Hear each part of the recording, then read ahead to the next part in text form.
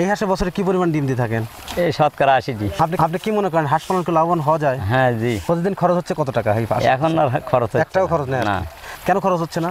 এখন এই ধান কাটা বুঝ খাচ্ছে। বিসমিল্লাহির রহমানির রহিম। আসসালামু আলাইকুম। এই মুহূর্তে যে যেখান থেকে বসে আমার এই অনুষ্ঠান দেখছেন সবাইকে কৃষি কথা ইউটিউব চ্যানেল থেকে জানাই আন্তরিক শুভেচ্ছা অভিনন্দন।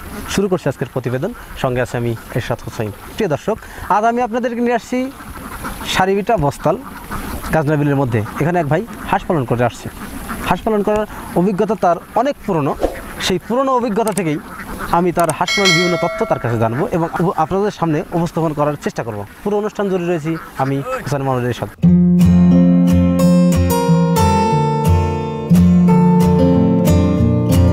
আসসালামু আলাইকুম। ওয়ালাইকুম। কেমন আছেন? আল্লাহ রাখতে ভালো। আল্লাহ ভালো রাখছে। আপনার নাম কি? আমার নাম মোহাম্মদ দুলাল হোসেন। দুলাল। আপনার গ্রামের বাড়ি কোথায়? চিনেখরা হাসান। হাসানপুর আর কি। আপনি এখানে কোথায় আসেন? এখানে আছি সারিবিটের সারিবিটে বস্তাল আর কি। এখানে আপনার কতগুলো হাঁস আছে? 750। 750। কি জাতের হাঁস আছে এখানে? এটা খাকি ক্যাম্পবেল। খাকি ক্যাম্পবেল হাঁসের কি পরিমাণ ডিম দিয়ে থাকে বছরে? শতকরা 80 দিয়ে শতকরা সারা বছর। 1000 হাঁস থাকলে 800 ডিম দেয় আর কি প্রতিদিন আর কি। আচ্ছা, হাঁস পালন কি লাভবান হওয়া যায়? হয়তো যায়, আমরা গরিব মানুষ যা পাই তাই লাভ। হ্যাঁ, আপনি হাঁস পালন করার অভিজ্ঞতা কতদিন কান? 20 বছর। 20 বছর আর কি। সর্বপ্রথম কতগুলো হাঁস দিয়ে খামারটা শুরু করছিলেন? 100 আর কি। এখন আপনার এখানে কতগুলো হাঁস আছে?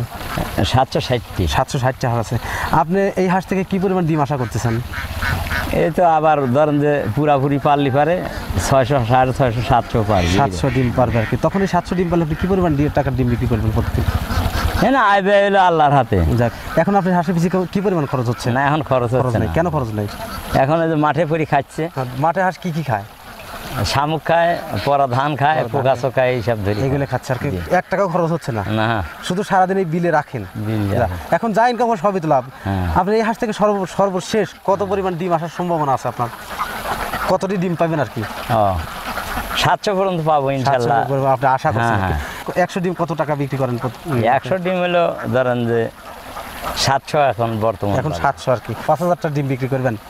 760 থেকে যদি আপনি প্রতিদিন 50,000টা ডিম বিক্রি করেন তাহলে পার মান্থ ম্যাক্সিমাম 1.5 লাখ টাকা আয় হচ্ছে আপনার এই হাঁস থেকে, তাই না? খোদা আল্লাহ তাআলা জানেন যদি ডিম দেয় আর কি। জি। এখন তো পরিপূর্ণ ডিম আসে না আর কি।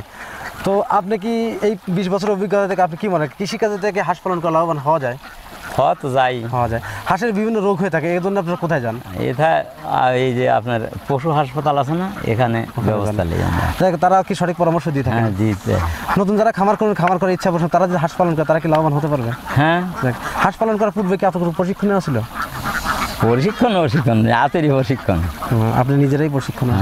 আপনি কারটা দেখে হাঁস পালনে আসলেন?